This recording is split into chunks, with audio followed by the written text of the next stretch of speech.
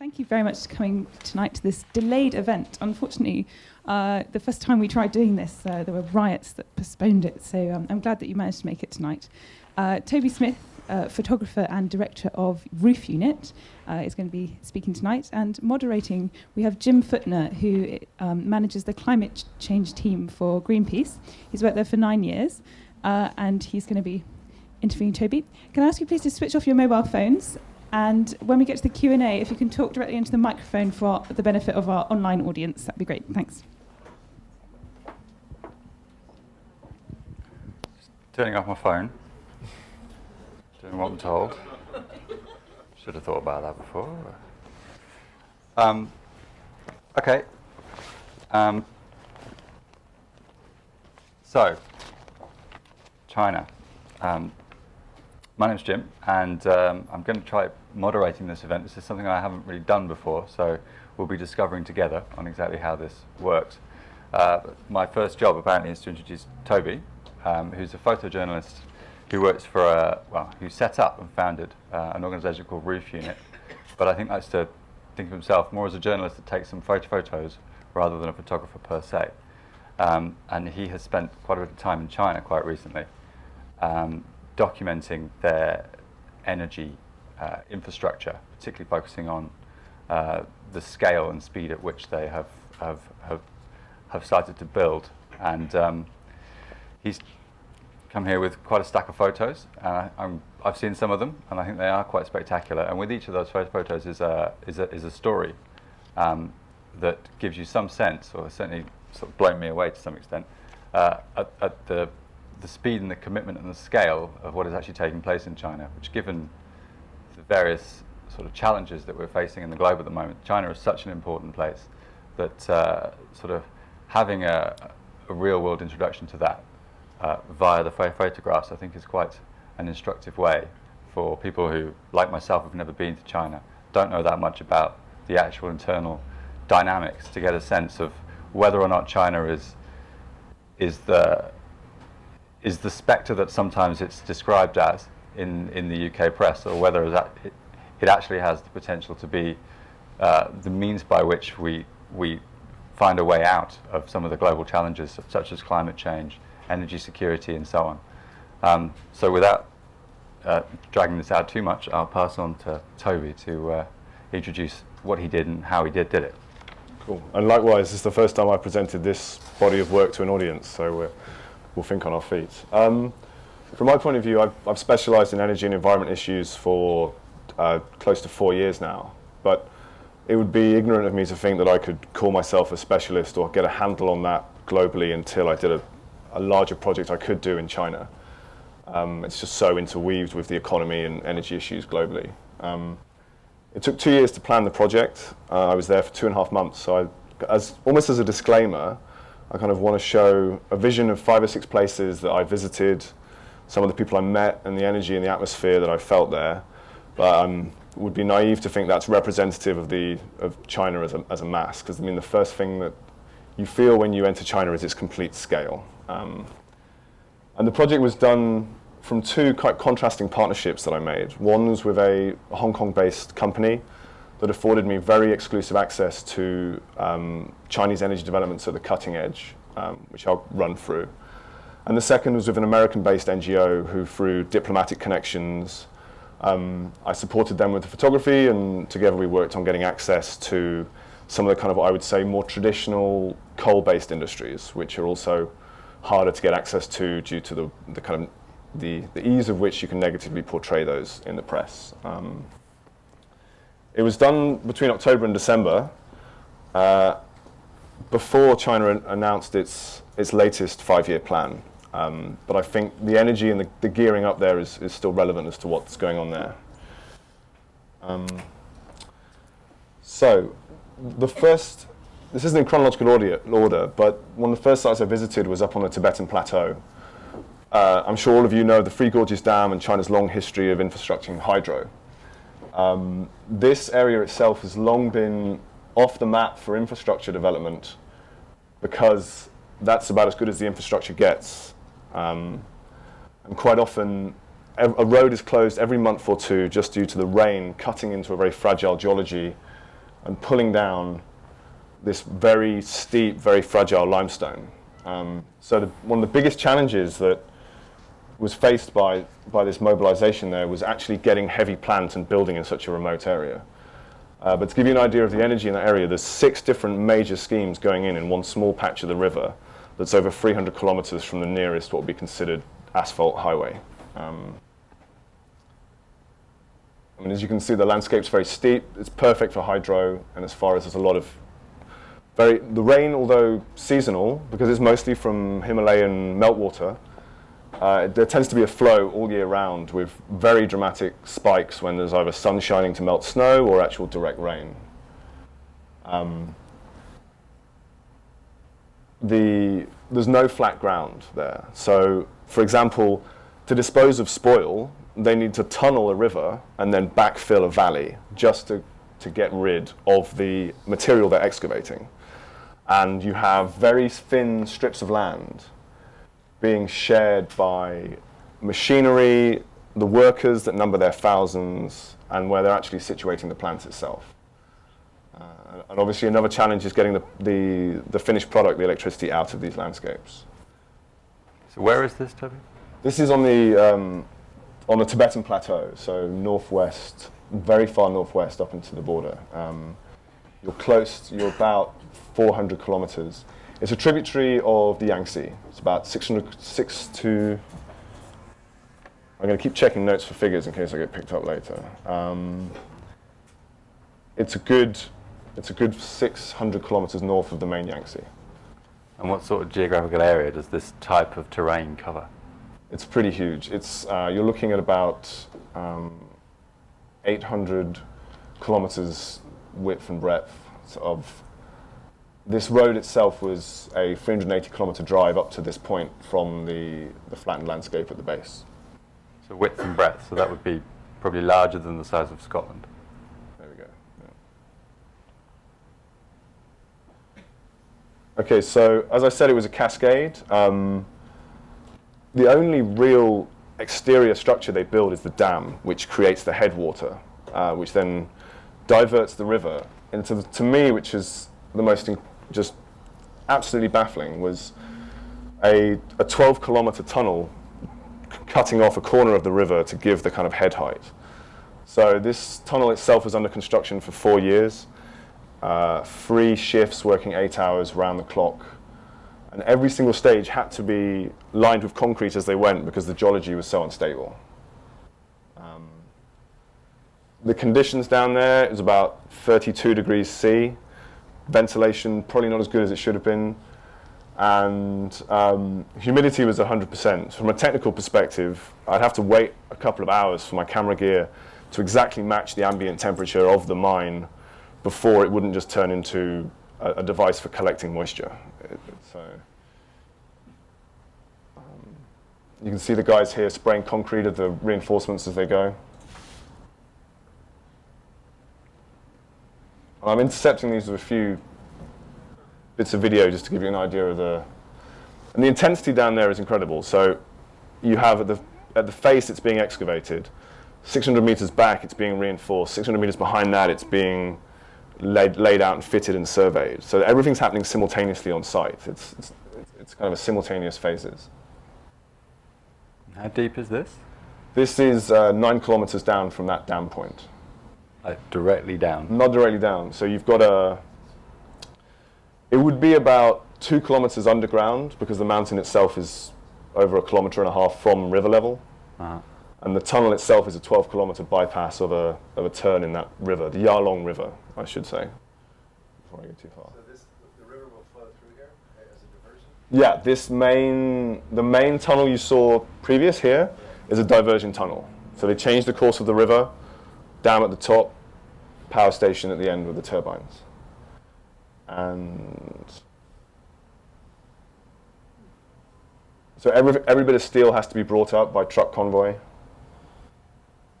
then everything reinforced for, I think, over 28 kilometers of tunnel when you take into account the sub-tunnels for the turbine redirection.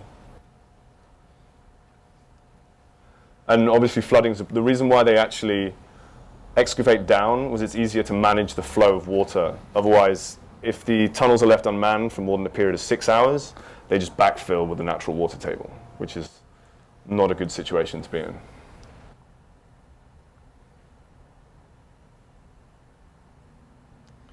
So this is the main powerhouse of the development. Again, kind of what I said about there's no flat land. So they're actually housing, the actual turbine hall is a kilometre into the mountainside and reinforced, as it's the most stable place to actually build the heavy engineering.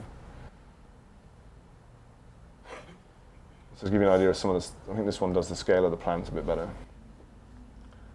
I mean, from my point of view, I've done quite a lot of work on construction sites or infrastructure, and you have guys fitting out the turbines, testing pressure while doing the wiring, while building the control room, all simultaneously round the clock, which when you're 8 kilometers on the ground is a little bit irrelevant. And a lot of the workers would be sleeping and doing rotational shifts without ever leaving the sites down at the bottom because of the infrastructure. How long would they spend doing those sorts of shifts, i.e. shift, sleep, shift, sleep? How much time would they spend in that environment before they actually get to go down the hill, as it were? Well, most of the guys that I spoke with had been there for over 2.5 years on site, since site start. 2.5 years? Yeah, and this bit was the easy bit. The excavation was the tricky bit because the mountain kept shifting. Once it was reinforced, there was this kind of sense of relative calm because they'd got a stable platform in which to build with. Okay. And to give you an idea of a bit more numbers, this is a 330 megawatt plant. So it's about the size of a kind of medium-sized coal-fired power station. So I view that as a comparison of the ease of building a coal-fired power station on a bit of flat ground compared to boring 16 kilometers of tunnels to put in a single hydro system. And within, I think, a 10-kilometer stretch, there was 6 similar developments happening on the same river. Basically, every bend was being diverted to create a system. Do you have any idea how many people are involved in that sort of operation? I think this site was over, I think, 1,500 on site. Some of whom have been there stage. 2 years plus. Yeah, the civil engineers have been there longer, whereas at this stage was actually at its busiest, because the electrical engineers are coming in, and rather than purely the civil engineering. So what you can see here is the problem you've got is generating electricity also generates a lot of heat. So they have to force ventilate the systems to actually stop temperatures becoming extremely high when the system's in operation. Where are all the workers coming from? The workers are mostly not particularly local. Mostly civil engineers from central China are drafted in. So I don't like the word labor camp because it has negative connotations, but they've actually got permanent accommodation there, kind of maisonettes, houses, blocks of flats that were built for the 5-year period in which the workers are stationed there. And the families are also there as well. So you'll find wives and the children doing the cooking and the cleaning like a regular village, while dad goes to do his shift in the hydro. When you say there, do you mean on those little strips of land? On the strips of land between the crops. Yeah, so literally hanging over the river often. That's quite an upbringing if you're a kid in that environment. Definitely. There's also a railway. The transformers, I think, are coming all the way from Germany and then down a 4-kilometer railway specifically designed to slot them in. The railway is then going to be used as a water tunnel, so they're installing 3 spare transformers. So for the lifespan, in case anything goes wrong, they can slot another one in without having to bring it back up the hill. Hang on, that's just for the trains? No, there's a train line that goes down and carry the 110-ton transformer right into its position inside the hill. Okay, this is to back up or as a spare? To convert the raw voltage from the transformers into the high voltage transmission that would leave the mountain and join the grid. And that's to last for 25 years? I think the redundancy is over 50. Over 50? Yeah.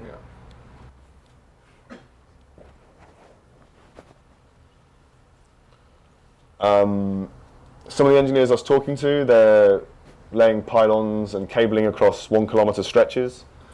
So I actually never got the opportunity to visit some of the higher points, as involved abseiling or helicopter lifts to actually get to a place where you could put in a pylon to stretch a cable across. So that's a medium-sized stretch.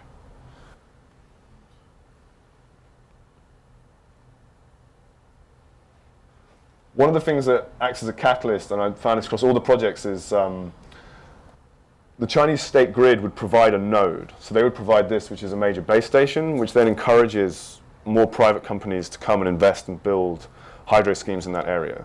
So this is kind of the plug socket that all of those schemes would feed into. When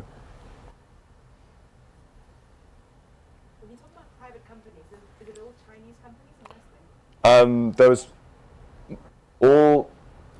It's complicated in that it's rare that there's a single company responsible for a whole investment, and there might be a company that invests in the build phase and then transfers rights to a domestic company. But everything, unlike kind of European or American utilities, everything's got to go through this Chinese state grid delivery. So the site I was visiting in was majority share Hong Kong, and then I think the remaining shares were Chinese-based energy companies. There's a major company called Sino Hydro, which was responsible for 4 out of 6 of the developments. They're closely allied with Chinese state, and they were 100% owned. So it was a mixture. As far as displacement, the local Tibetan residents are kind of mixed up between being displaced by hydro developments, but also simultaneously part of the plan to urbanize that part of China at the same time as well. The most significant problem from their point of view is actually the cabling going in. The second part is, if you saw the river earlier, this is the river 10 kilometers upstream, where there's no compensation water being let down by this current development. So you don't need to be a biologist to realize that with this development that was 2 kilometers upstream, already operational, 0 water was let to go back down the river's natural course. So you have a whole 8-kilometer stretch where all wildlife, fish stock is intercepted at that point. And again, you can see this is downstream of an operational dam, and I'm stood in the middle of the river.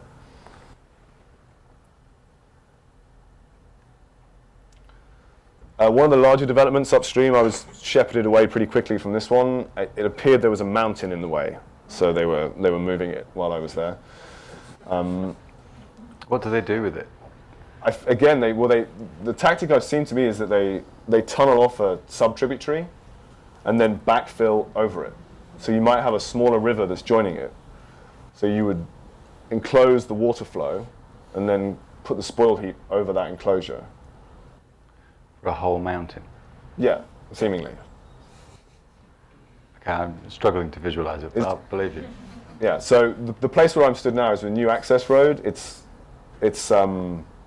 using demolition and excavation, is pulled down into the riverbed, and then by JCB and truck is backfilled up another valley to move it. Have you heard of mountaintop removal? It's a similar process. Everybody else heard of mountaintop removal? So it's an American technique for extracting coal, which basically means blowing the top off a mountain and extracting the coal from it. It's extremely unpopular in the US. I'm guessing it's more feasible in this part of China. How many mountains might they have to take out as part of this process? The reason why they were building the 6 schemes where I visited was they used diversionary. So if the river has a sharp turnbuckle on it, comes back on itself, they would divert the river underneath. Say, for example, I'll use this as an example.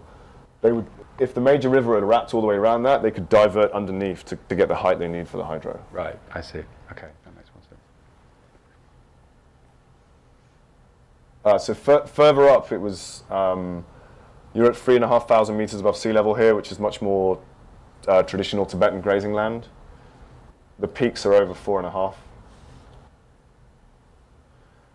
And these strange ghost towns. So these are state-built, modeled on Tibetan architecture that the nomadic herdsmen are expected to occupy, and but it wasn't happening while I was there.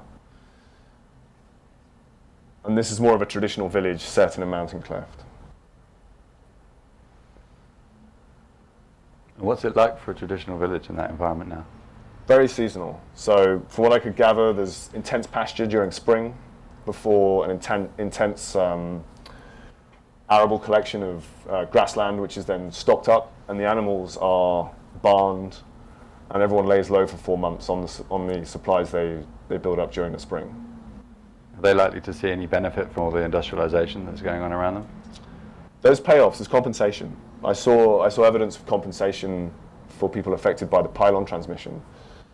The project didn't look at the larger urbanization, but it seemed to be pretty unpopular as I was there. And there was a history of uprising in this area six months, well, no, okay, going back, a year and a half ago. There was a history of uprising in this area as well, specifically against the urbanization rather than the power development. But they're interconnected. They're interconnected.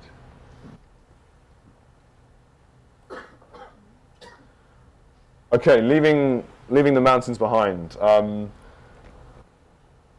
of the earlier 5-year plans was a massive creation of industrial-scale cotton plantations in Shandong province. So we're now looking northeast of Beijing on the silt and the floodplains of the Yellow River. The cotton industry there is on a titanic scale. I mean, this is minus 20 degrees in December, and they're still picking their third harvest of the year, which is the last and least usable harvest. But they're doing 3 rotations. It's stockpiled, stripped, and split. So this is the raw cotton buds. And this is some of the cheapest cotton in the world, alongside India as well.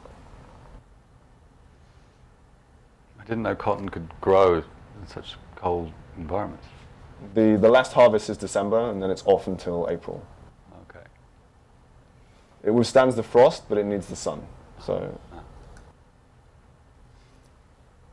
it seemed to me that a lot of this is state connected or state controlled, so just single fields, kilometers long. The landscape was really, really monotone in it's featureless. It's cotton fields for as far as the eye can see. The first stage is manual labor, is picking the cotton by local workers before it becomes more industrialized. What was that woman doing in there? Well, person, I don't know if it was a woman. I think she was pulling the string to decide when the cotton goes in and out. So. That's a job. What's the nearest city? The nearest city of any size there is Boxing, and then it would be Zibo City, and then I'm going to be careful I don't come unstuck on my geography here. How did you get there? Okay, so the flight in was to Zibo, and then a 6-hour drive. And this is cotton that sort of ends up as being part of the exports, so it comes back as Uncertain. T-shirts. At this point, it was baled up and sent off for processing. So there was very little of the processing and manufacture in this area. It was purely the raw materials. It never got past cotton buds. This place I looked at called Boxing was I chose to visit this site as it was a pioneering development, converting traditional power station industry to using cotton stalk. So on Chinese emission quotas, biomass is considered zero emissions. And traditionally, all of this cotton stalk is purely harvested in a mechanized way and then simply burnt as stubble or used as animal feed. But the area I visited, they set up a power station which would then encourage and create a new market for the actual collection and sale of the actual stalk, which would have otherwise have been wasted. It's stored in a huge yard, dried in the sun naturally for, I think, 3 to 4 months before being burnt for thermo and electric usage. From what I can understand, I mean, this was deliberately done as a loss leader project by the company that set it up. It has become profitable, but not on a scale that would normally see them investment. It's a loss leader to develop a new technology. And that is the power station that you're This is the turbine itself, yeah. So again, as far as power stations go, it's small, but it's an industrial scale application. There's already successful usage of biomass in India, but we're talking plants the size of this room, so much smaller.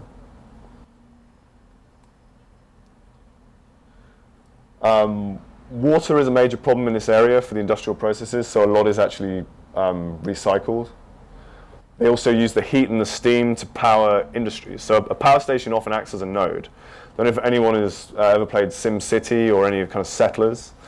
Where if you're going to start in Shandong province, you'd build a power station and everybody else could build around you. That seems to be the way it worked there. So you've got a high-tech paper mill, recycling paper in this instance, because recycling paper is energy intensive but not raw materials. So the power station allows the more energy intensive process to happen. Also cracking of hydrocarbons to produce oil and gas.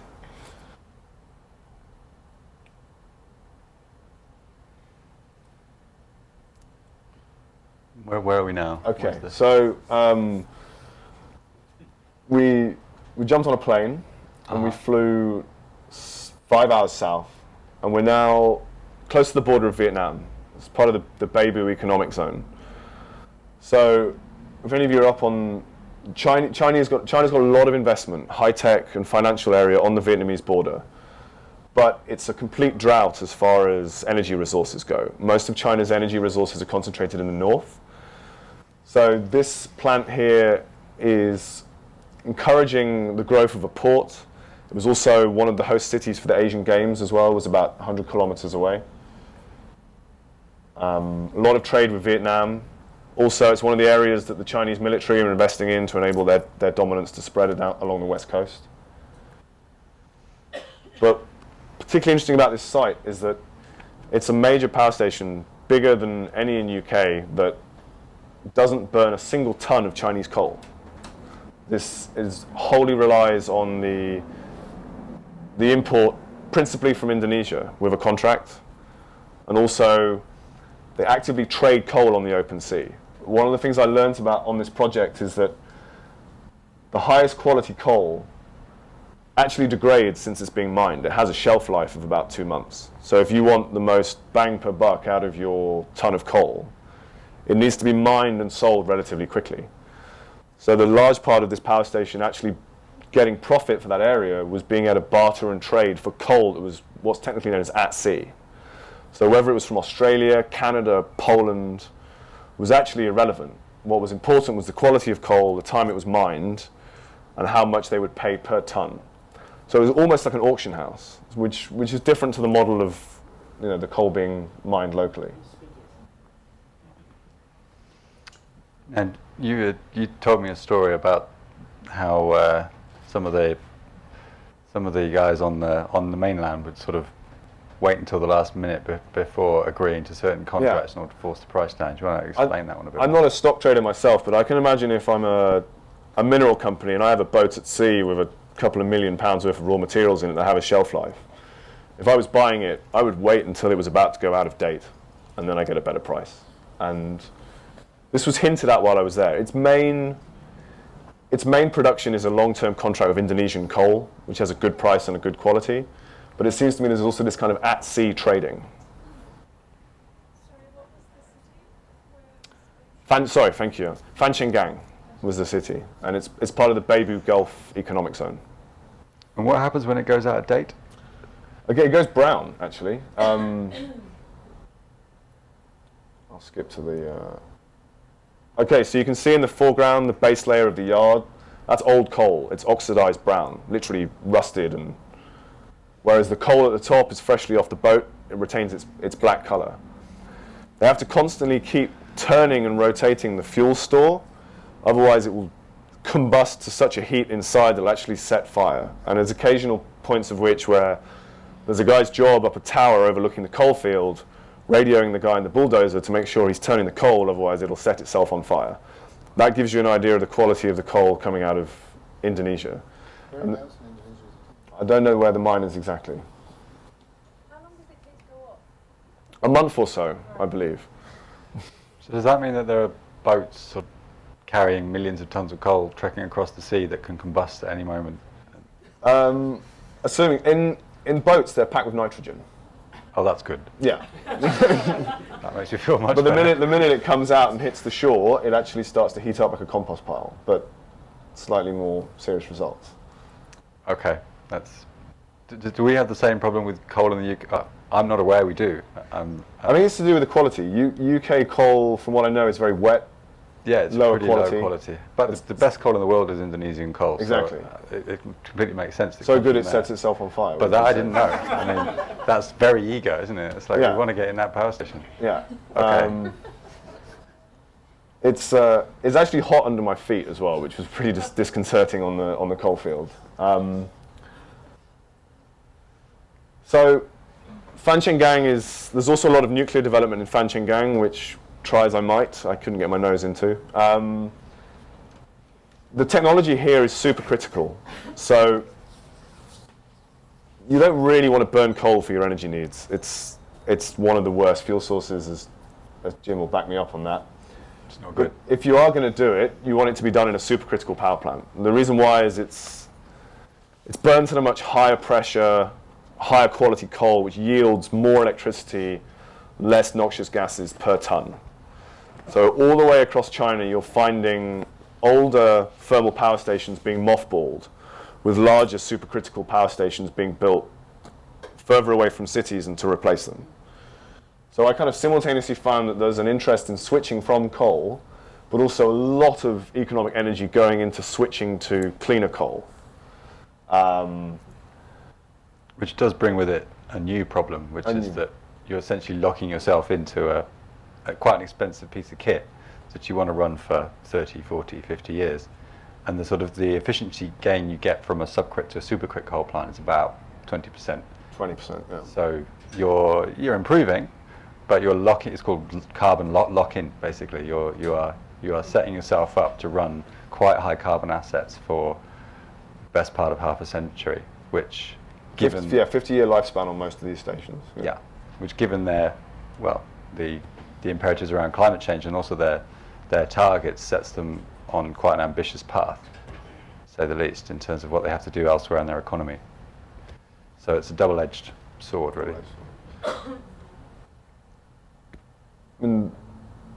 Main turbine room, so you can see an increase in size from the biomass. For the Fred Dimners in the audience, it does get even bigger as well. This is a turbine room? The turbine room. It looks quite modern art to me. And just kind of observations. The biggest problem I had was not engineers getting in the way, but people with mops and brooms. I'm not sure if it's because I was there, but the coal areas are filthy by their nature. But there is an incredible sense of pride in the clean end and the engineering end of this structure. Probably shouldn't quote this on the record, but some of my corporate clients I've done work for, or other places I've done journalistic projects on, I'm often greeted with the phrase, "You've come here to take pictures of people working, good luck." Right? But in China, it's more, there's such an emphasis on diligence in these stations. So although it's like a polished floor. Polished floor, yeah. All of this. That's a big floor. It's a big floor.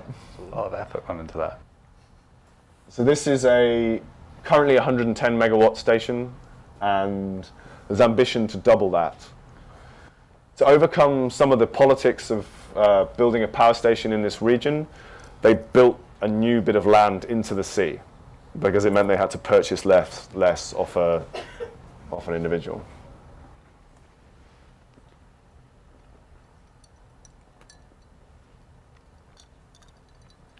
Are we still in the same area?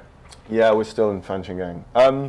One of the advantages of supercritical is easier to clean. This is the byproduct. So the concept is over 90% of sulfur and so carbon aside, nitrogen oxides and other harmful emissions from coal actually come out in a product that can be mixed in as fertilizer.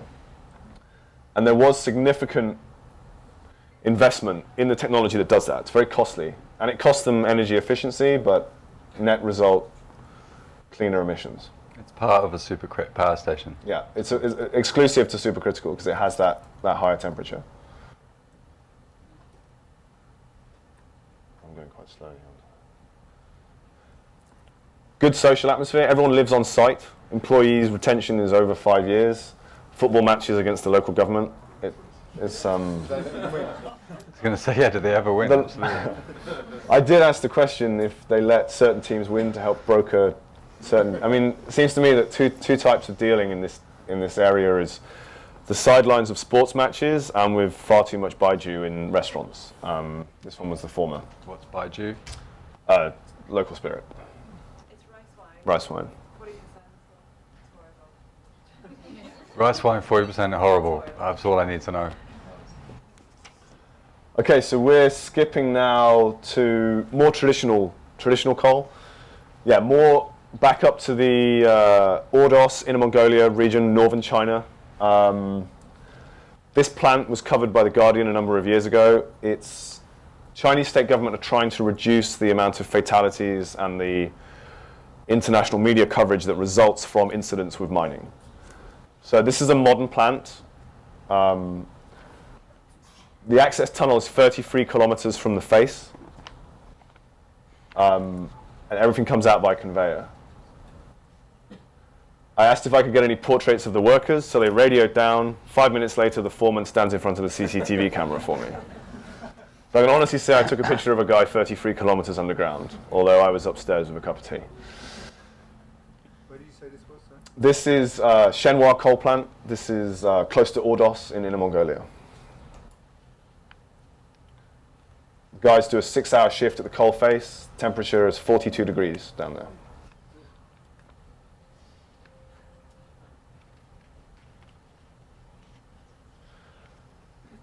You can improve the poor quality of Chinese coal by washing it. This is terrible for the water table. I'm just going to be short on that. So Circle of Blue, who I was accompanying to this area, we're looking at how much water and the effects of water required to improve the quality of coal for use in supercritical. This is, it's putting a lot of stress on the Yellow River Basin and the tributaries, both on the amount of water and the quality there. There's also, I couldn't get any access, but I did gain some statistics. This is a very controversial scheme of cracking low quality coal to diesel. For every 10 barrels of energy, 1 barrel of diesel comes out. But if you're in a nation that has a lot of coal and not much crude oil, it's viable. And when oil hit $100 a barrel, this scheme was devised. It's thankfully now, I believe, officially starting to be mothballed due to the lack of water in the area, not due to the lack of coal or the price of oil. But, hi. I'll go back for a second to the issue of, you said that guys are working 6 hours a day at 42 degrees heat. Yeah. But in a large part of the industrial sector in China, people are working 12 hours a day and no one cares. So is this because they're particularly valuing of the experience or skill set that they actually I think it's a good point. I made it sound a horrific coal face, but I think actually it's a really good one to be working at, the one I pictured. Yeah. It's part of the regulation. So it's actually European technology they're using to excavate, and is viewed as a kind of welfare improvement on kind of welfare of worker per ton of coal extracted was the rough equation. And there is a push for it. But again, in this area, tucked away in the hills, as I'm sure you've seen on other media sources, there is still a lot of unregulated, unlicensed shit where you have infinite shift lengths and low quality. These aren't some I managed to get access to due to the diplomatic way in which I was visiting these sites. But between the lines, it was definitely there. And where does the temperature come from? What generates 42 degrees of heat underground? Depth underground. The crust, the actual core of the Earth. At that depth, the 33 kilometers? 33 kilometers down at an angle, I believe, is about 1,200 to 1,400 meters. Just trying to get my head around, how long would that take to get from the surface to the mine? If 40-minute drive. Drive? Yeah. In what? In a pickup truck with 12 of your buddies. Down a hole?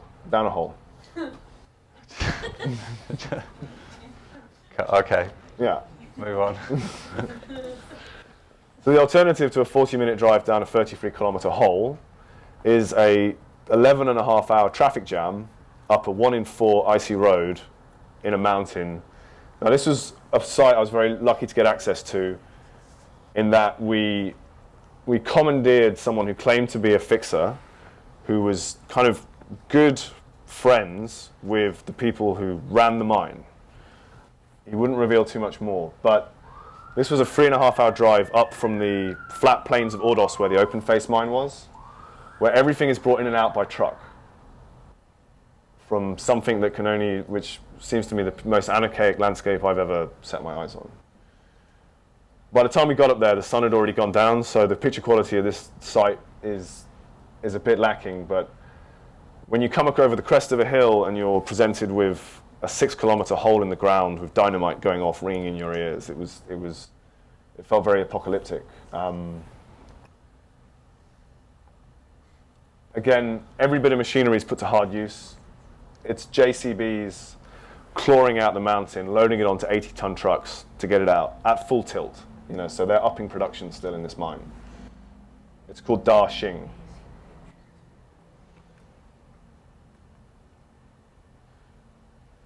The thing I found about these sites is that once you're inside, it's kind of relative calm. The people on the outside don't want you to get inside, but once we were in, you're kind of met with more wonder and bewilderment than you are with any kind of animosity. The also thing that is very difficult to show is that, for example, in this picture here, a lot of that coal is actually alight and stay warm. So you would have a coal mine with a big pile of coal that's on fire to keep people warm. It's about -30 at the coal face, which accounts for a lot of the dust and steam.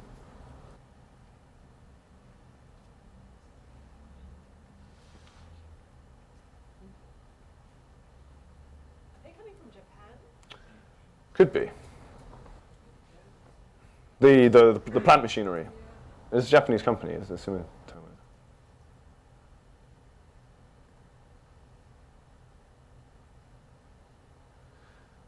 So there's also been reported in the media, this coal, China is developing infrastructure quickly, but not quick enough to move the raw materials to where it's needed. It was a 3.5-hour traffic jam from the coal face to the weighbridge. And the fact that we were in a 4x4 mean we could go off-piste. Once we're out of the hills, we actually drove alongside the traffic jam for 4 kilometers to get back out of onto the road. So these guys are expecting to be here for upwards of 4 or 5 days to have their truck loaded. And then it was a 16-day journey with 2 to 3 day traffic jams to where it's being released.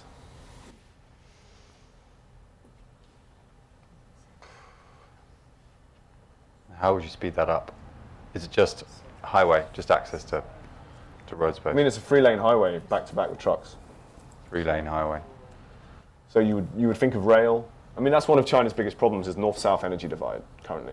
Is that the developments in the south, the energy needs are in the north. Yeah, they've also got, I mean, the same applies from what I can tell to the grid infrastructure, right? You've got quite a lot of fairly large-scale wind farms up in North China that sit idle. This guy here, okay. That's it's the main highway crossing the Yellow River into Ordos. So we've now driven 120 kilometers west from that mine to Baotou. So Baotou's was, I think, the 4th 5-year plan. It took one guy with a coal sample to then produce what was the largest coal and steel industry in the world. Baogang plant is epic. It's huge. It's not the largest in the world anymore, but by output, yeah, I was actually allowed into this site, so it's a bit of a misdemeanor, but the visibility is so bad, the only way, even if I had a helicopter to photograph the whole site, would have been the diorama in the office. This is the road in to what is pure metropolis. The visibility is bad because? Emissions. Local emissions. Yeah. Baotou is famous for poor air quality, burning of coal for thermal. This is a traditional blast furnace, brown coal, coke, iron ore, into pig iron, so raw iron, before it's further processed on the same site into steel.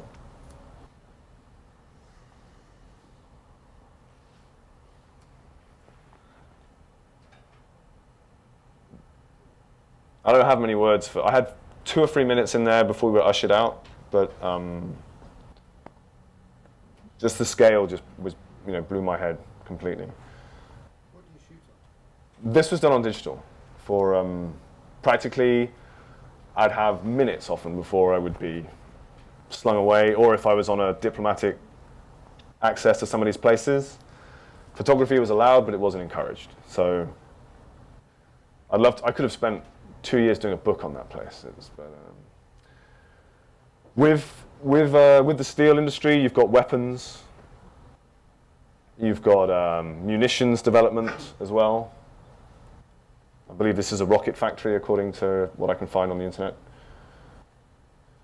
But you also have renewable energy components. These are the central hubs from a wind turbine. These are the blades. You also have what I'm going to come on to is rare earth. So I want to see if I can develop this quickly, but rare earth is this strange orange area, in this case, at the bottom of the periodic table. It takes grams of this in tons of steel to change the properties to something that high-tech industries rely on.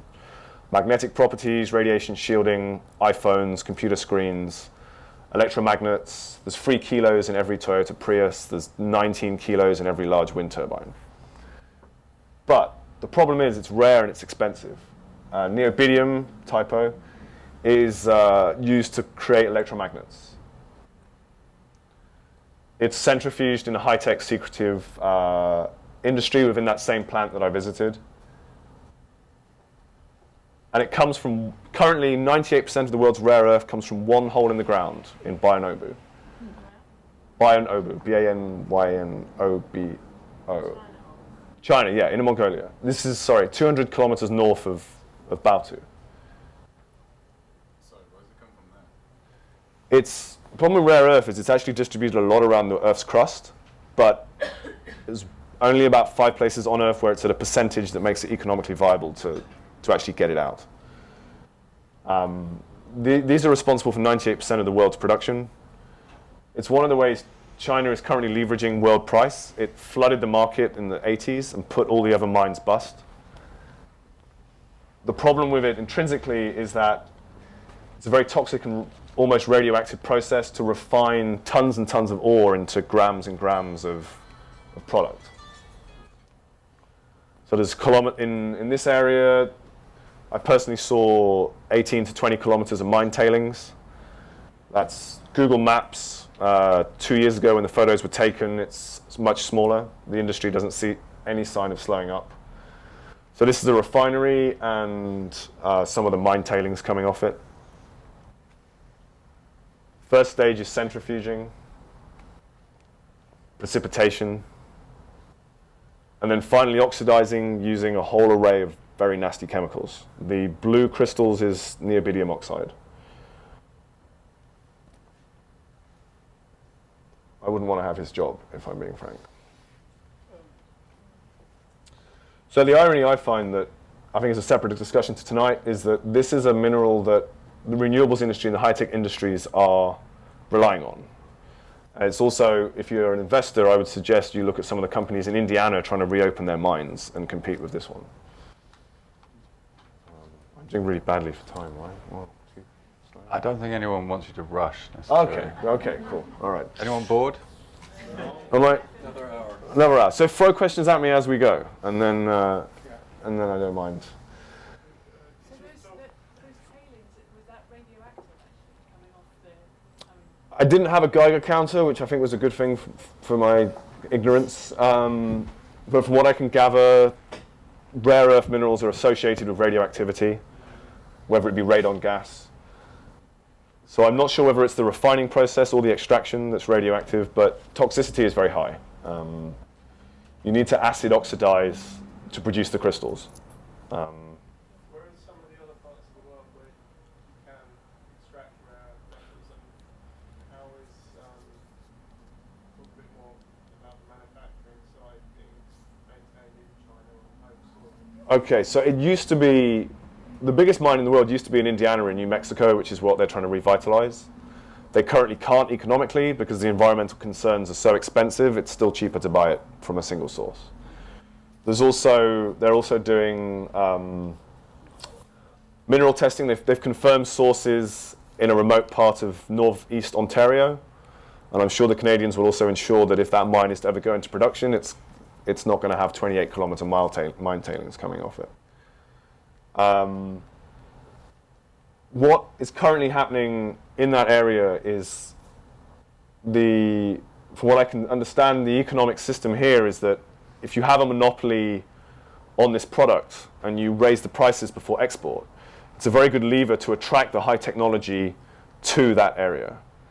So whereas before, and this is a real example, whereas before in the Midwest you would have companies making electromagnets using neobidium, they're actually, with I think over 800 job redundancies in the Midwest of America, relocated to China, where the source of this mineral is, despite that component being specific parts for American smart bombs. So that, to me, illustrates directly how crowbarred American industry must have been into China to be manufacturing high-tech weapon parts overseas.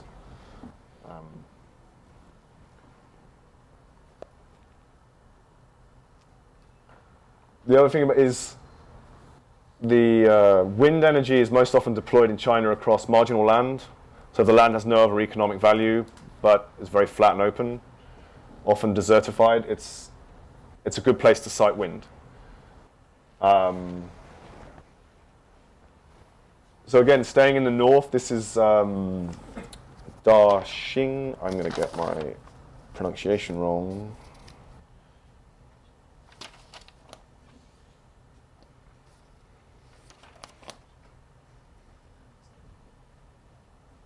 Jiquan.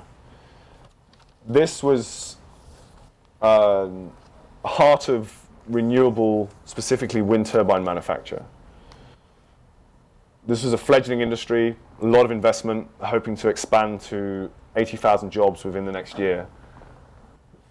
And I calculated that this single plant per annum produces more wind turbine blades that are currently installed in Great Britain. And this is one of 4 plants to be operational by the end of 2012.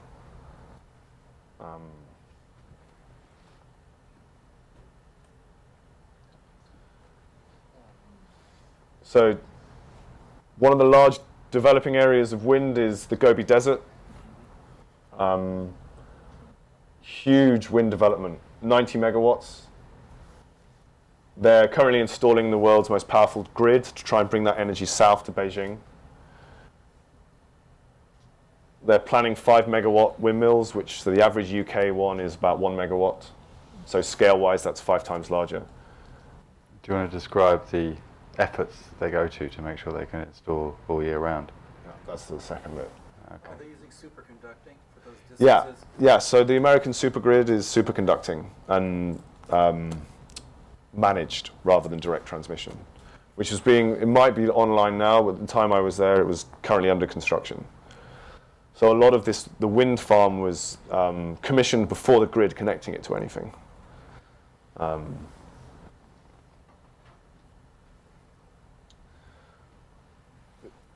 This is one of my good contacts there that I work with. He was from China Offshore Oil and Gas. To give you an idea of a switch of investment, he'd been working the seas off the west of China for 15 years. And now knows he's going to be in this part of the Gobi Desert for 20. As all of the investment, all of the site procurement that he was managing is now being put into wind.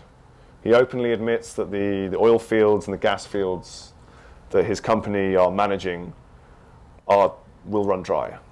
So they're directly investing very hard in combating that economically and energy gap with the wind in Gobi.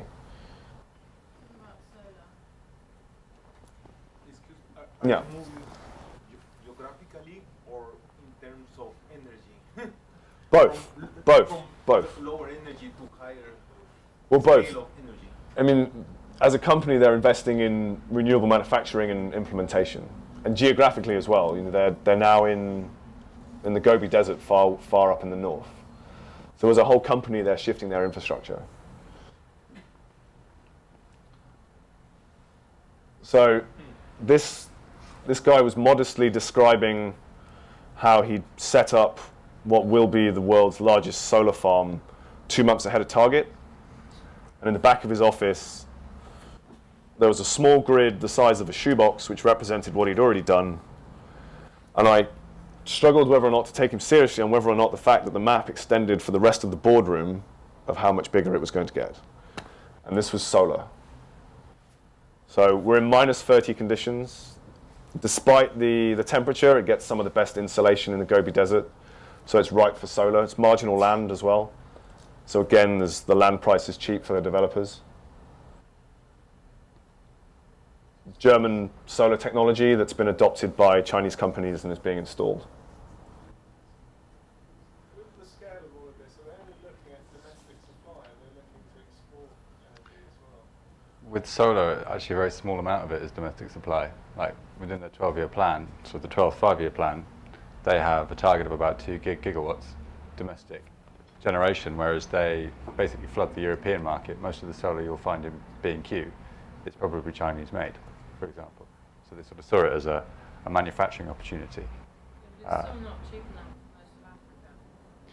That may be true, but they are supplying to a European market where they could undercut the German solar producers of that time.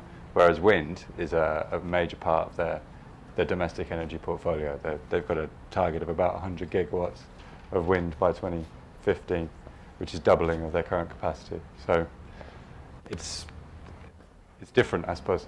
They see wind as a manufacturing opportunity and an energy generation source, whereas solar doesn't have quite the same position. Quite why, I'm not sure. I think with solar, the actual output as a percentage of consumption is so small, and will be. Could well be. Others may have thoughts.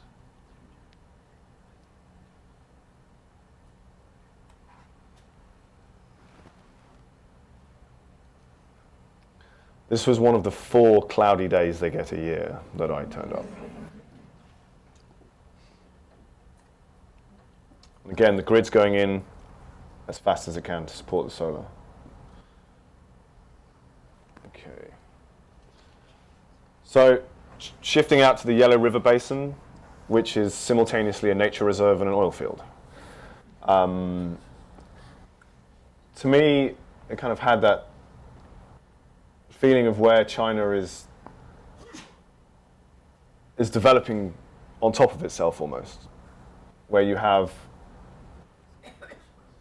you're tapping a new oil well and you're building homes for 2,500 people in the same postcode.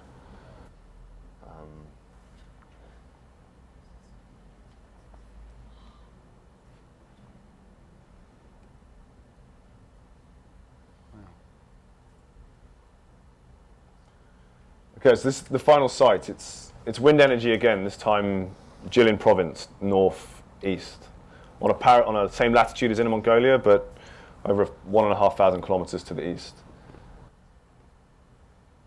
Traditionally agricultural, grain and millet, kind of, obviously China is mostly as rice as a staple, but if you were going to have the breadbasket of China, you would call it in Jilin. Again, huge economic scale. But I think the thing that struck me about this site, which I kind of leave as the metaphor at the end before we get into the discussion, is that it's very, very remote. It was the 7 to 8 hour drive on good roads from the nearest airport. It was also the coldest place I've ever been. It was minus 35 in the days. But it's still 8 hour shifts back to back all night. The permafrost is excavated, and it's so cold that they insulate the concrete so that it sets rather than freezes. And this is one scheme that acts as a pilot for another 3. And it was one of the smallest schemes I visited, but to me it felt like the kind of metaphor of the intensity and the mobilization of wind.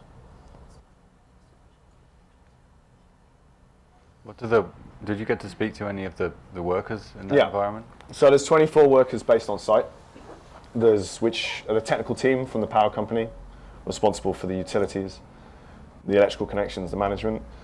And there's 80, it's a Mongolian Chinese mix when you get into that part. The towns and villages feel more Mongolian than Chinese. And they're absolutely stoked to have the work, from what I can ascertain.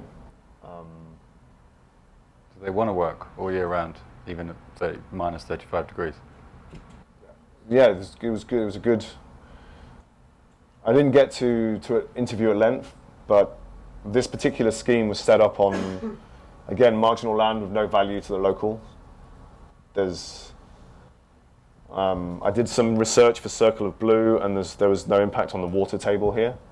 So apart from the negativity of manufacturing the steel and the fiberglass, it felt that this particular site was very well embraced. There was also money coming out into local schools as well as the labour to construct the wind farm. And with four schemes scheduled, it's going to be up over a few years.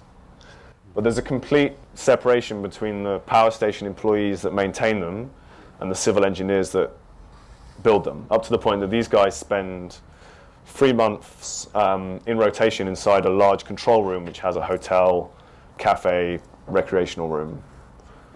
And they're exchanged every 3 months to go back to their families.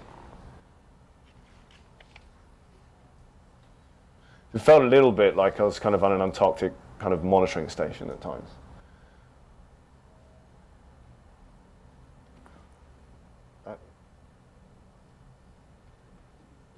I may have messed up my order a bit here. Okay, final piece is back to traditional Chinese development. So I'm going to finish on the city of Xi'an, southwest of Beijing, big economic development. It's also traditionally got a lot of money from connections to Chinese history. It's still very much, the kind of flip side is it's very much still relying on traditional burning of coal for thermal energy to heat homes. The energy is free for the people within range of the power station, which we'll come back to. And there's no evidence here of emission regulation or much consideration. It's also been a huge development in housing, which I'm assuming is connected to the local government policy of urbanization in that region.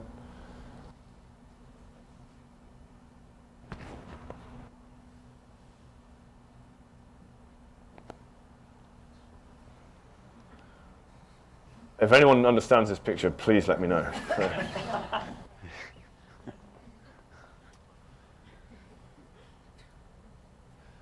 There's this kind of quasi-European, maybe American influence in the architecture. Some of it quite striking. Is this all new build? Yeah. So where's the old build, as it were? Old build's in the city centre. Right, so these are just massively So expanded. you've got the traditional walled city tourist attraction, and then It's a sort of explosion of metropolis. Okay. People. yeah. So I mean, this is a point to discuss. Is the the Chinese economy to keep growing needs to rely on commerce and trade. I was one of 10 people in the shopping mall.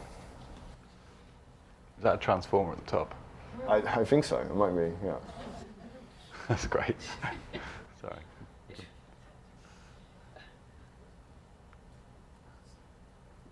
Okay, you're now in the city of Yangzhou. Got press recently with the high-speed rail disaster. Really surreal. Kind of this fusion of kind of Art Deco gangster restaurants, red carpets, but then incredible restaurants that haven't changed since the 18th century, and it's recently got UNESCO heritage protection. Kind of all mixed in the same city.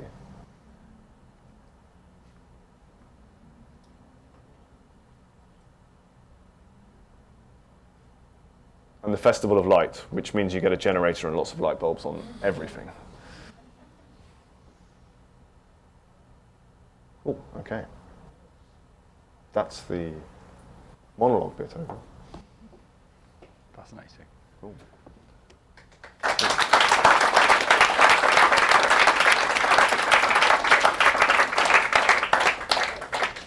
Okay, it's probably. Do you have a quick time check? Do you know what the time actually is right now? Ooh, 10 past 8. 10 past 8. Yeah. How long are we continuing this for?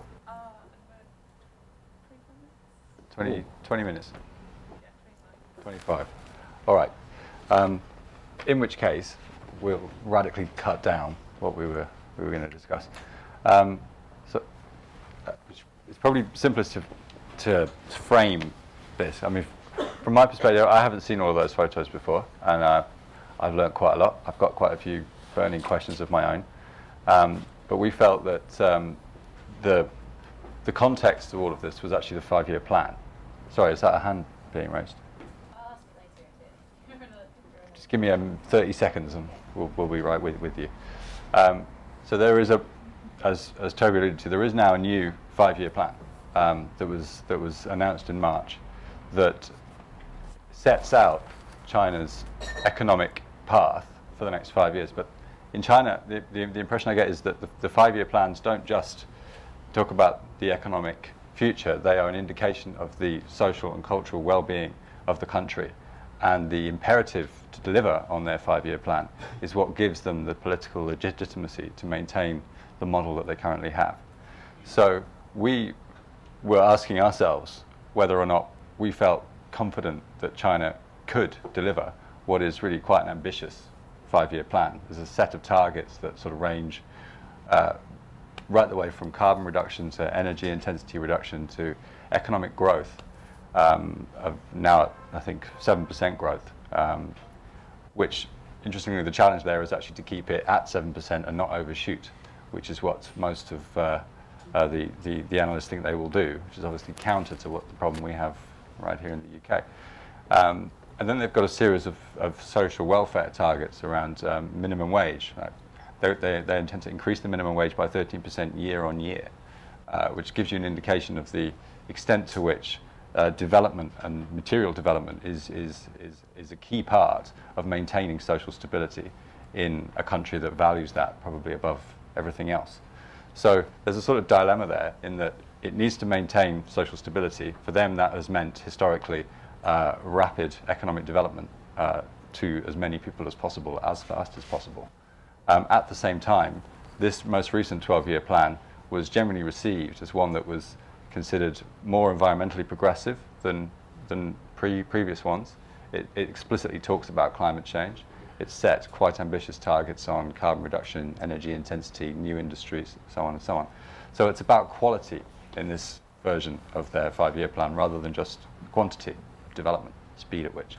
And the other key element is that they seem to have moved away from using purely administrative instruments for provoking innovation and economic growth to market-based approaches, which is something that we're obviously more used to over here. So now they're talking about tax breaks in low-carbon economic zones. We've got 8 new zones across 5 different provinces that are going to be a bit of a standard bearer for Chinese low-carbon development. They're also talking about piloting emissions trading schemes, which is something we've had in Europe for a few years now, but we never thought would take off in China quite as fast as it seems to be doing.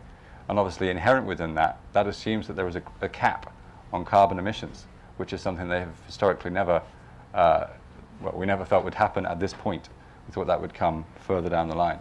So there is quite a lot of progress that has been perceived or received by those who know a lot more than me as surprisingly progressive. So the question we've asked ourselves is, are we confident that this is real? Can China do it? And I suppose equally, will China do it?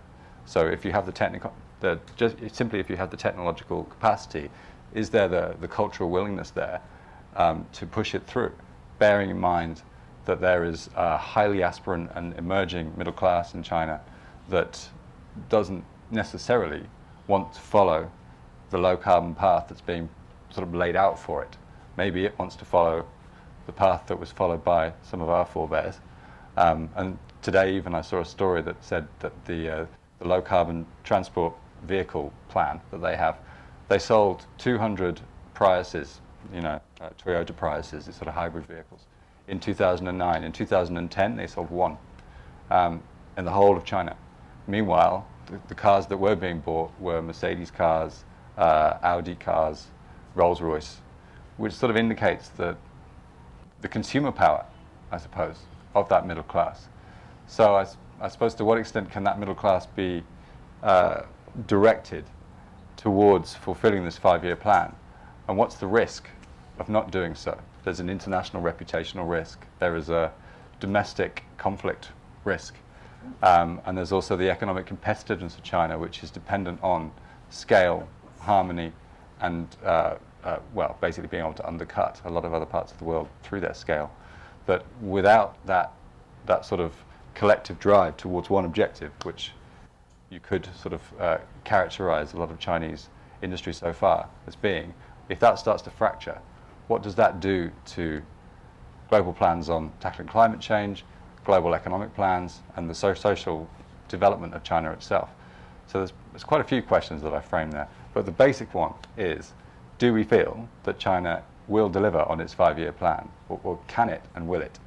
And what I've sort of taken away from these pictures, I don't know about you, is that the sense of scale and the commitment and the speed and the engineering expertise that is being demonstrated sort of gives me a sense that if they want to, they really can. And the self-interest in doing so is, perhaps that's what it is that's driving people to work at minus 35 degrees in order to set concrete by giving it a jacket to put it in the ground when they could just wait a month. Maybe that's where this is coming from. Perhaps there is a degree of recognition that this is not just a luxury that would be nice to achieve, it's actually necessary. Should we see what anyone else thinks on that? Well, yeah, that's my lot. So, does anybody have a view, a comment?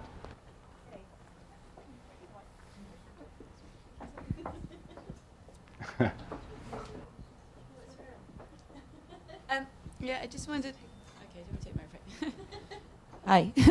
I just wanted to talk about the social implications. Like you talked about the Three Gorges Dam earlier, and the rest of the world was very aware about social implications of the Three Gorges Dam. People got misplaced, etc.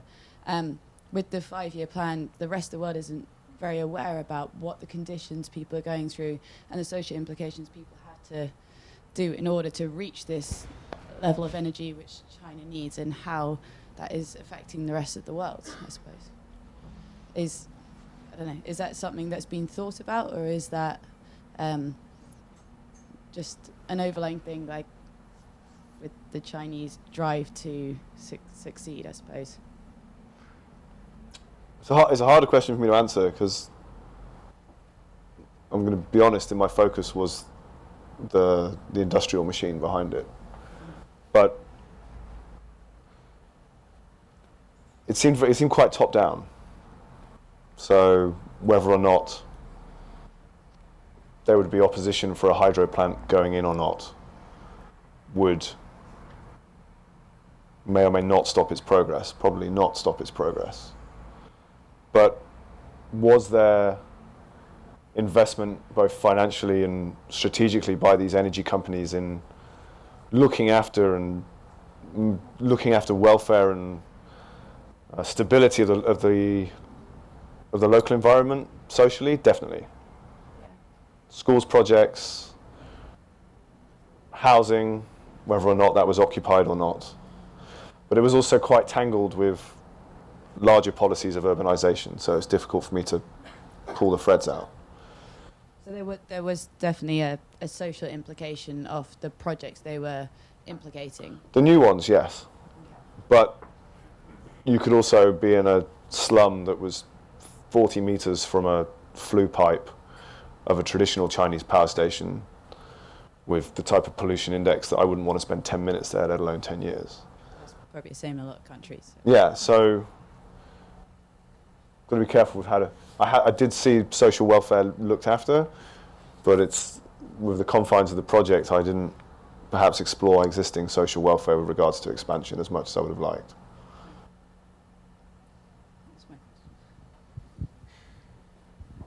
Hello. Yeah, I was in Shaanxi 4 years ago, so the area around Xi'an and Linfen, Datong, extremely polluted. And I was told then that there was a coal-fired power station being opened up every month in China at the time. And also there was also a huge number of illegal mines, I mean, operating fairly openly, but run by a mafia with no regulation at all. So I just wonder whether these, really good-looking alternative energy projects are in some ways a veneer of kind of good environmentalism, and actually behind it is a huge amount of unregulated and extremely polluting coal and carbon-emitting power stations going on and being built and at an industrial scale in China. I think it's safe to say, I think it's one a week or even more for the power stations. It's worth pointing out, though, that they've been shutting more or less one a week as well. of the smaller, the subcritical plants.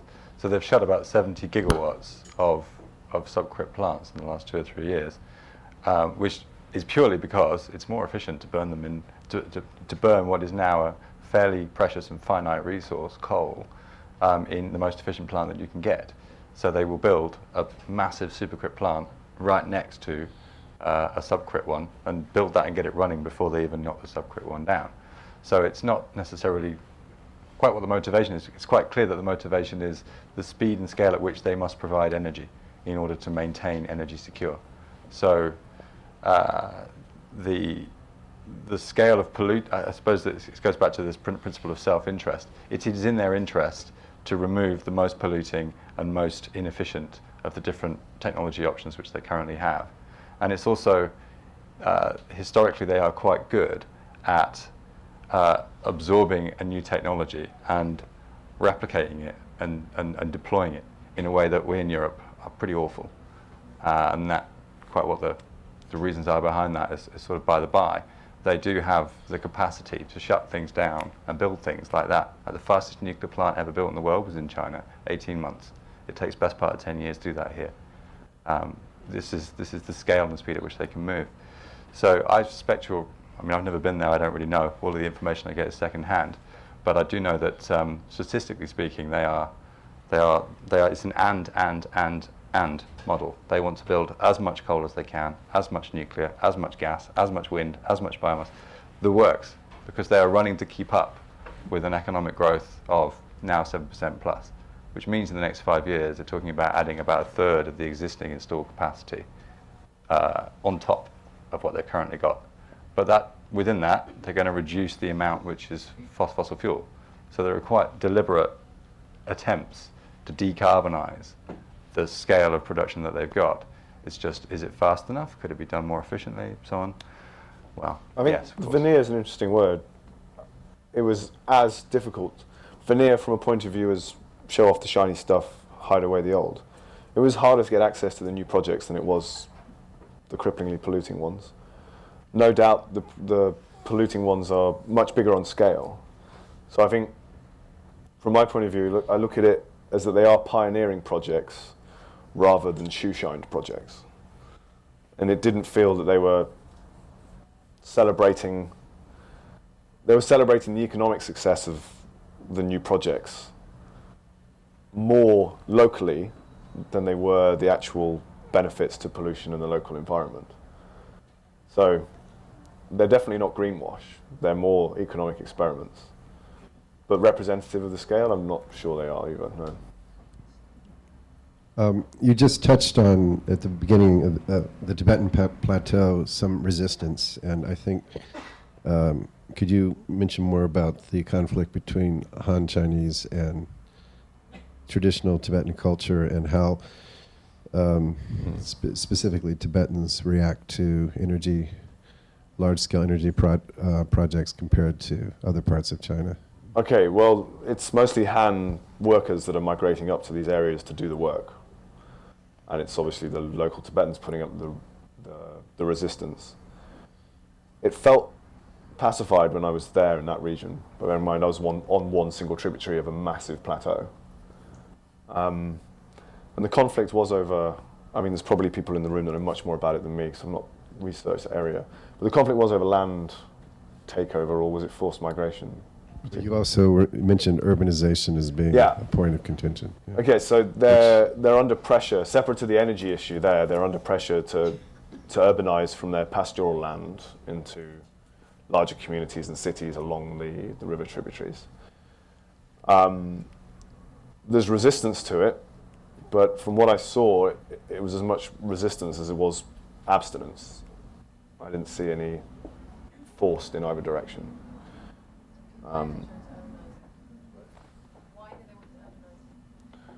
Drive up consumerism and GDP, I would assume. Yeah. But also it's a way of political control. Yeah, it's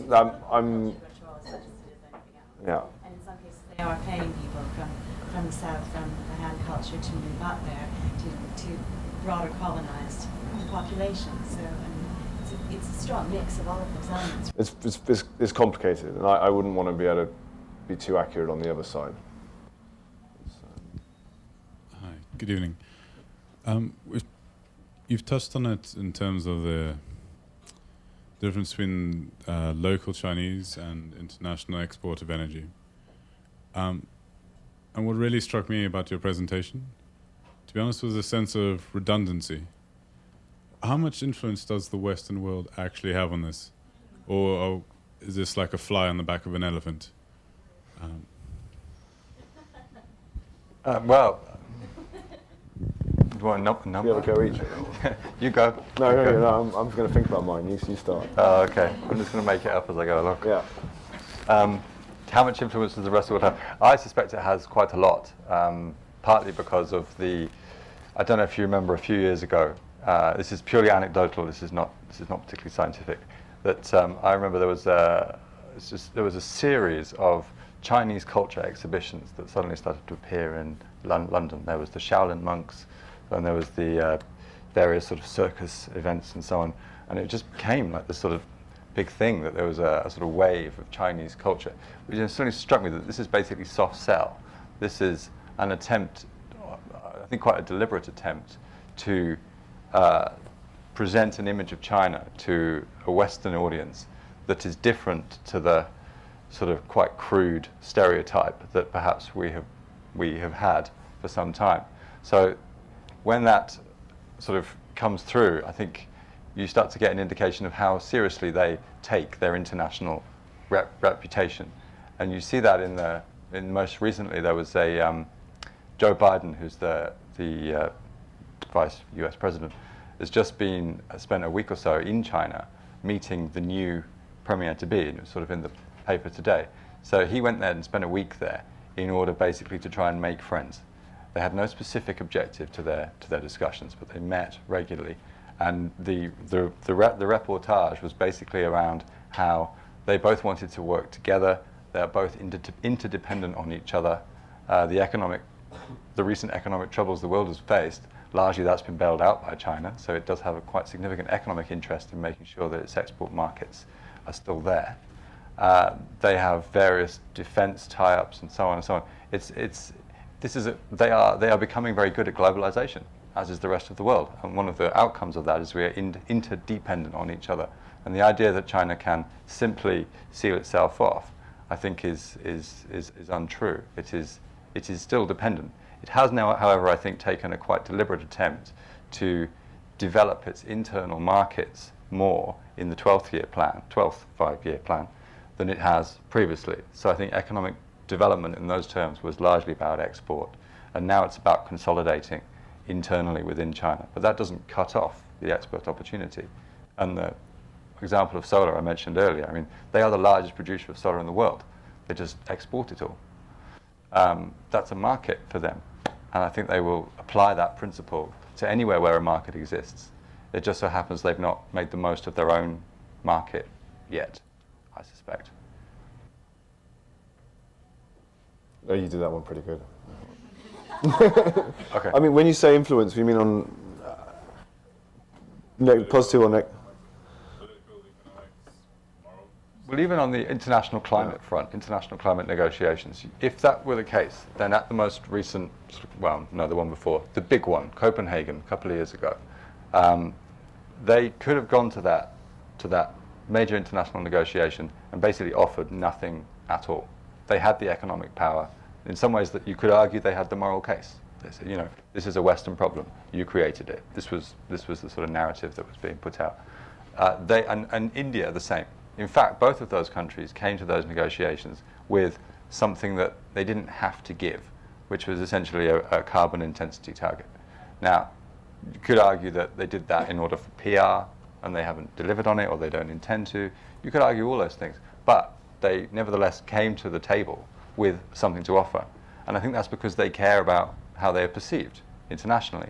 So they have a domestic audience to play to, which says we're not going to sell China down the river, and that your economic development is our priority. But they also have an international audience to play to that says China will be a responsible global citizen. Don't be scared of us. Yes, we will make money out of you, and we'll sell you things that you think you need, but fundamentally, we're in this for the long term, and our objective is not to sort of become this overarching sort of bare spectre. We are an independent nation that intends to make money out of each other. So my sense is that it's not necessary to feel completely disempowered by China. I think I feel more empowered after having seen a lot of what Toby's been through than perhaps I did before.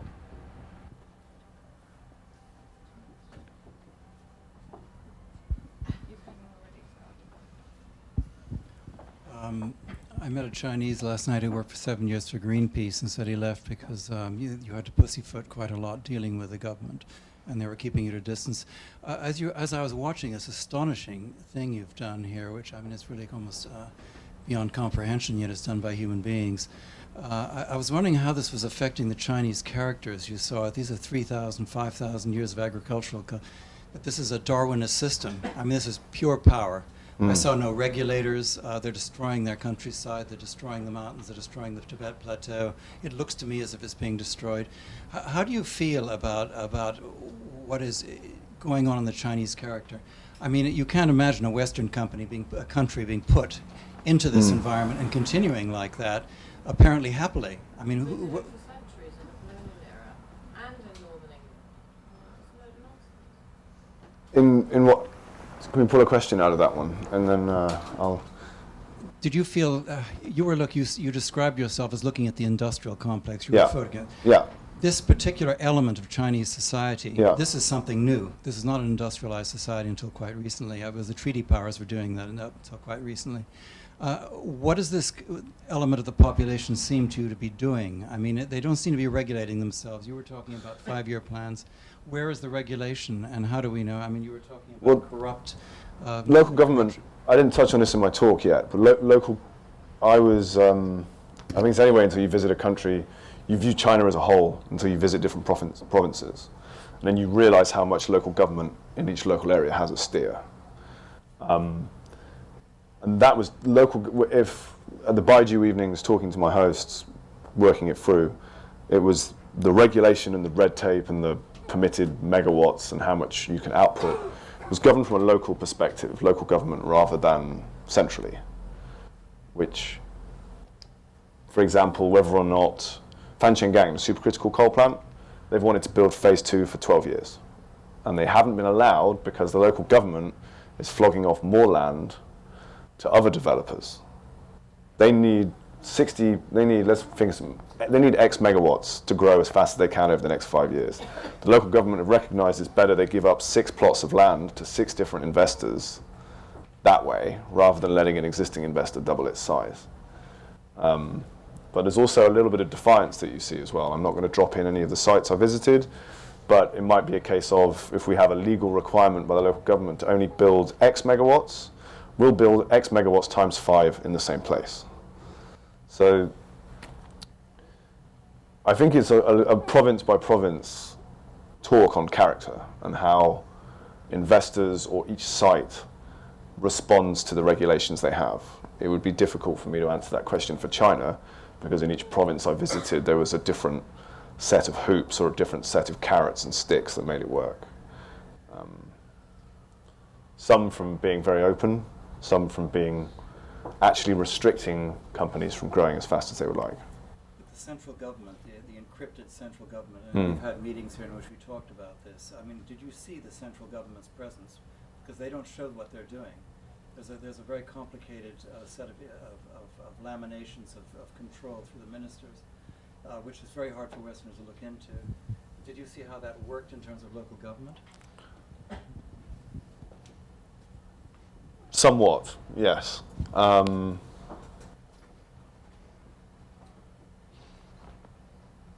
Deals over dinner in that industry, definitely. But I wouldn't on the record want to say any more because I'd be rumour mongering.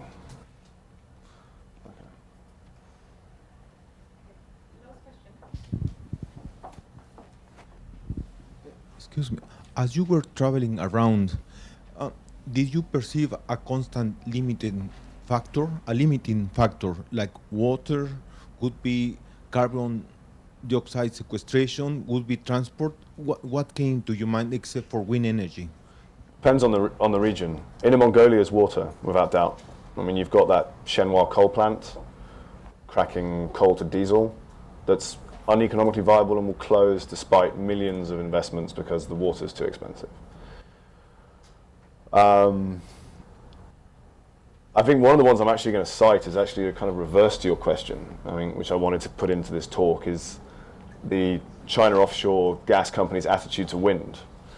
They're like, wind's expensive, it's high development, but we don't have to buy fuel off anybody.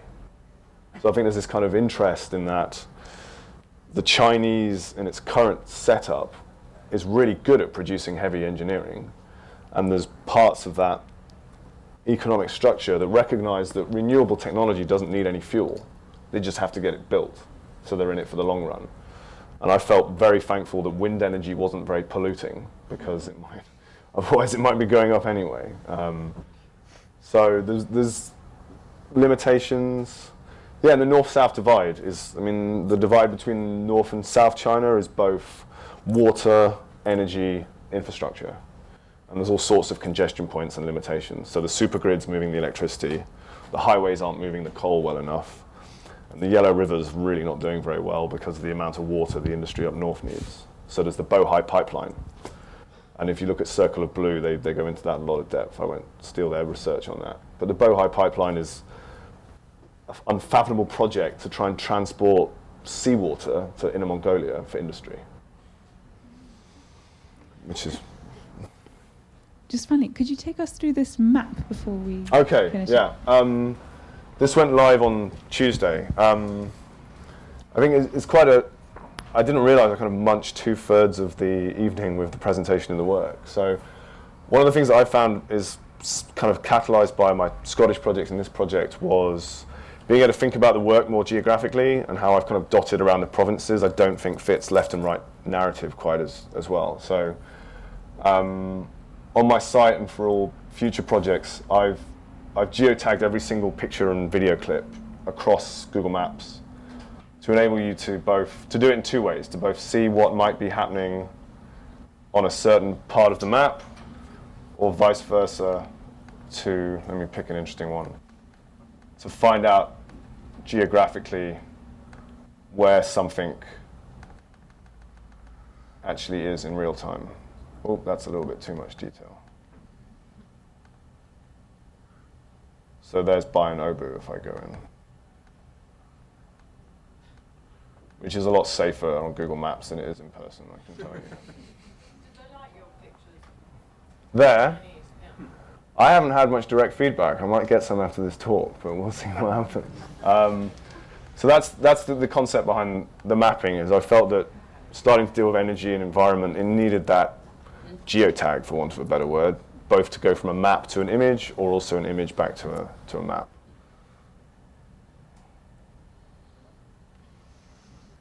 Well, I think that's our lot.